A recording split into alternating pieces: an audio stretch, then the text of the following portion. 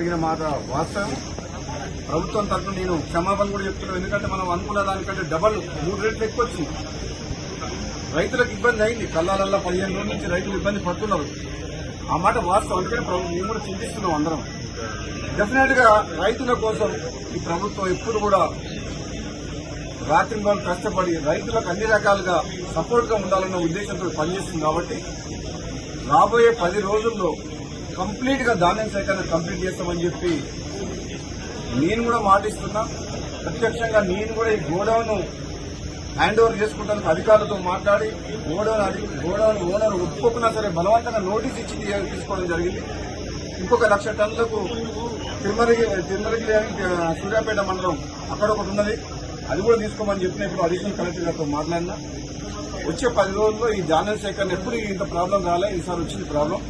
ఈసారి దిగుబడి ఎక్కువ రావడం వల్ల, కాబట్టి వివిధ కారణాల వల్ల ఆలస్యం అయింది.